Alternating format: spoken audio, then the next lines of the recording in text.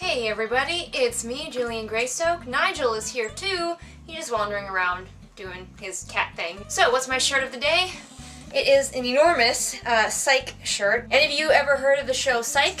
It's pretty entertaining. This shirt is huge because apparently only men wear shirts from Psych. Anyway, let's get down to what we wanted to talk about today. It's probably going to be fairly brief. I didn't even write down any notes.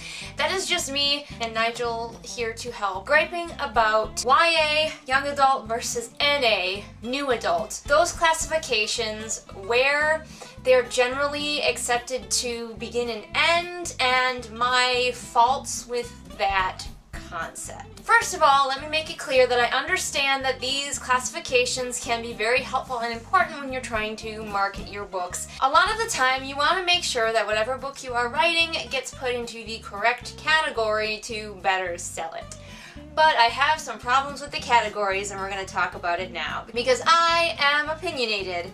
I don't know if you've noticed that. Nigel has, and that's why he's going to stick his tail right up in my face over and over again. Let's talk about what most people think of as YA and NA and the categories that they're usually put in by editors or publishers or whatever gods exist that decide what category to put things in.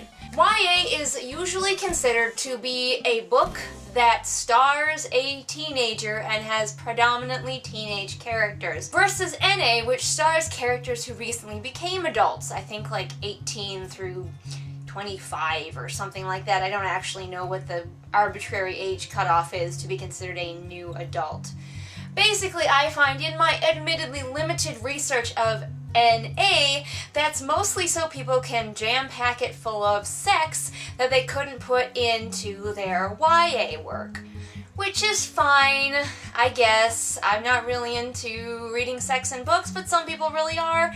If that's your thing, that's fine. I have written books all of my life that usually would fall into the YA category because quite often they do star teenagers. However, more recently I have written some stories that do star older characters, probably in their early 20s. And I personally would still consider the book that I had written to be YA because of the way it is written, because of the subject matter, and because there's no sex in it or swearing. My books do tend to have a little bit of violence, so you could make the argument that the violence and gore that I include pushes it into a more NA category. My thinking is that books that star a character who is in their early 20s, or heck, a character who is 80 years old, could still qualify as YA based more on their content than on the age of the actual characters. It bothers me that teenagers are supposed to only relate to teenagers and only read books that star teenagers.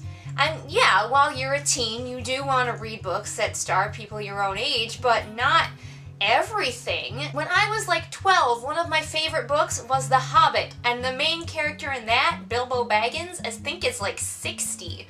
And I still loved that book. It feels like nowadays there's more and more pressure to make young adult books star only young adult characters and only focus on young adult themes. And I have a problem with it, Gorammit. Sometimes I wonder if NA was invented because I hadn't really heard about it until it started cropping up a few years ago as a term. I hadn't even really heard the term. And I wonder sometimes if it popped up as an excuse for people to have younger characters but write about sex. I don't understand why NA isn't just adult. It's all about the age of the characters, not the writing, the subject matter, really anything like that. And you know what?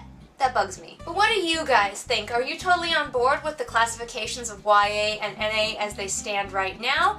Or are you, like me, confused as to why there's this odd separation and the qualifications seem to be based mostly on whether books contain sex and how old the main characters are? Nigel doesn't care because he's a cat. Alright guys, this has been a strange little discussion video, but at least it was probably very short. Remember, I post new videos of varying types Mondays and Fridays or Saturdays whenever my slow-ass internet decides to cooperate. If you would like to keep up with me, don't forget to subscribe. Tappy tap that like button if it suits you, and you will find all of my social media pages down in the doobly-doo so you can even more easily keep track of me and Nigel and what we get up to. And I will see you all again next time with whatever it is we happen to be doing next time. Bye!